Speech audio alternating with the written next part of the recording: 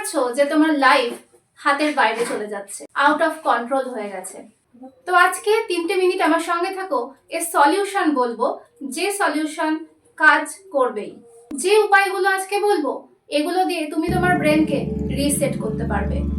1 নম্বর, morning rules. ঘুম থেকে উঠলেই কি মোবাইলের দিকে হাতটা চলে যায় অটোমেটিক্যালি? এই একটা হ্যাবিট তোমার গোটা দিনকে ডিস্ট্রয় করে দিচ্ছে। সকালে ব্রেন থাকে ফ্রেশ, সেই অবস্থায় তুমি যে স্ক্রলিং শুরু করে দাও, একটা হাই ডোপামিন বুস্ট হয় এবং ব্রেন সকালবেলা থেকেই লেজি হয়ে পড়ে। সকালবেলা উঠে 30 মিনিট শুধুমাত্র নিজের সঙ্গে সময় কাটাও, কোনো প্রোডাক্টিভ কাজ করো, চিন্তা করো, প্ল্যান করো। Second rule, no screen time. দিনে অন্তত 2-3 ঘন্টা নো স্ক্রিন টাইম রাখতে হবে।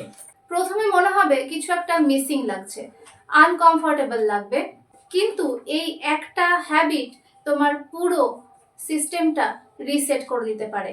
এই ডিসকমফর্ট তোমার ব্রেনকে ভিতর থেকে হিল করছে, সারিয়ে তুলছে। 3 নম্বর রুল, ফিজিক্যাল এক্সারসাইজ।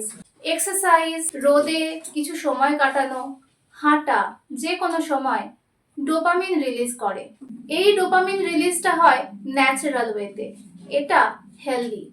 অনেক বেশি সময় দিতে হবে এমন নয়, 10 মিনিট 5 মিনিট দিয়ে শুরু করা যেতে পারে, কনসিস্টেন্টলি করে যেতে হবে। 4 নম্বর রুল, কোনো বড় গোল সেট করলে হবে না, ছোট ছোট কাজ কমপ্লিট করার দিকে ফোকাস করতে হবে।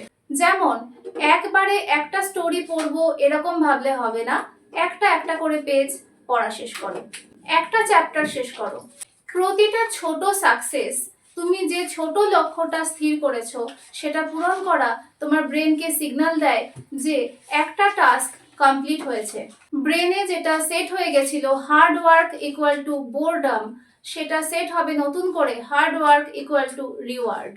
5 number rule, control not quit. এমন নয় যে মোবাইল দেখা, শর্টস দেখা, রিলস দেখা পুরোপুরি ছেড়ে দিতে হবে, জাস্ট কন্ট্রোল করতে হবে, যাতে মোবাইল তোমাকে কন্ট্রোল না করে। তুমি রিল্যাক্স করছো বলেই 5 থেকে 10 মিনিট রিলস বা শর্টস দেখে সত্যি রিল্যাক্স করে নাও। তুমি মোবাইলকে ইউজ করবে, মোবাইল যেন তোমাকে ইউজ না করে। আসল ব্যাপারটা হলো তুমি লেজি নয়, শুধুমাত্র তোমার ব্রেন ভুলভাবে ট্রেন্ড হয়ে গেছে।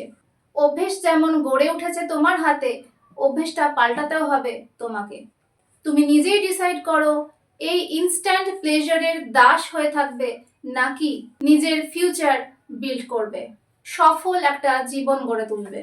এই ছোট ছোট ডিসিশনগুলোই তোমার লাইফকে তৈরি করছে। তো দেরি না করে এই সমস্যায় যদি তুমিও পড়ে থাকো, আজ থেকেই শুরু করে দাও, নিজের বেটার ভার্সনের দিকে এগিয়ে চলো। এই ধরনের ইনফরমেশনস পেতে গেলে সাবস্ক্রাইব করে রাখো, আর এই ভিডিওটা যদি তোমার কোনো কাজে লাগে লাইক করে দিও।